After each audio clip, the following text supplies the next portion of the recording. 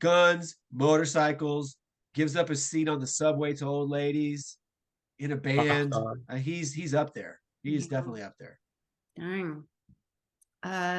So starring Keanu Reeves, also starring Michael Nyqvist as Vigo. That's the main big bad. He was in Mission Impossible, Ghost Protocol, Girl with the Dragon Tattoo. Kind of typecast. If you see him, you know that bad guy is coming. Like, he never plays the good guy. Russian bad guy. Bad guy again. Alfie Allen plays Vigo's son. I think it's Isov. Is that how you pronounce his name? Isov? I don't know. I would assume Joseph, but Joseph? Maybe. yeah. I sometimes. Joseph? I mean, you've seen Last Crusade. He's in The Predator and Game of Thrones, and then of course William Dafoe as Marcus, and he was in Spider-Man as the Green Goblin, The Florida And Project. as great as Dafoe was, totally forgot he was in it. It's Yeah, hard he plays to the forget sneaky Dafoe. sniper. Oh yeah. Probably best known for being nominated for an Oscar for Platoon, but Dafoe, great character. But that's how powerful the rest of the performances are, that you don't remember William Dafoe, because he's always a force on scene. Totally. Usually You memorable. know, there's another thing William Dafoe is known for. Oh my. Did you guys not know that? I don't know why. If you could get stuck with that as your like thing, you're lucky. What? Only Amber knows. Yeah. I heard he has a huge hog. I don't know. That's just somebody told me. Always Like, that's his thing. It is Great. Good for him. great. John Wick was. So he rides motorcycles too? Is that what you're saying? Yeah, with the side, but it has a sidecar. It has a sidecar. For his penis. XL hog. John Wick was released in 2014. Cool runtime of 1 hour 41 minutes. And the IMDb summary is: an ex-hitman comes out of retirement to track down the gangster who killed his dog and stole his car. Nice, clean, simple story. Simple. Yeah, and I think that's, I rewatched some scenes from Atomic Blonde to kind of refresh my memory.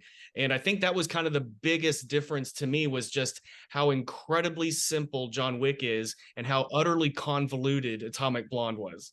It's very complex. Well, Yeah. to be fair, they took the inspiration for Atomic Blonde, which I didn't know, but Charlize spent 5 years developing this movie. It was her passion project. Which is Wow. it's crazy, but she put her heart and soul and her time and her commitment, and she was amazing in that role. She kicked ass. She was Aside from her accent. I was just about to say that, but I think it turned out that the English accent was supposed to be a bit weak, maybe, but it didn't. Good point. But it didn't come across that way the whole time. We kept going, what? Like it wasn't as bad as Kevin Costner, but you kept going, eh. But then it all turned out that maybe it was supposed to be a little weak. right, because she also had a Russian accent, an American accent, whatever she needed to be. But I'm sure that you know that the inspiration for John Wick actually came from a story that the ex-Navy SEAL Marcus Luttrell, the one who wrote Lone Survivor, this came from a story from him. So John Wick is loosely based on this story, which is basically during Operation Red Wings in Afghanistan, this would be 2005.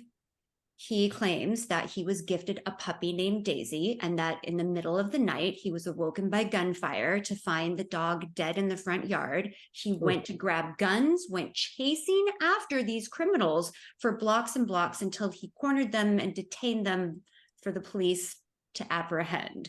And that he said he could have killed them, but he's too much killing in his day, so that's why he's John Wickham. That is 100% true. And you can actually hear his 911 call on the internet. I'm a big fan of Marcus Luttrell. Huge fan. I've read his book at least 4 times. And that is 100% true story. And if you're going to pick, these were just some kids out being idiots. And if you're going to shoot somebody's dog, you don't want it to be Marcus Luttrell.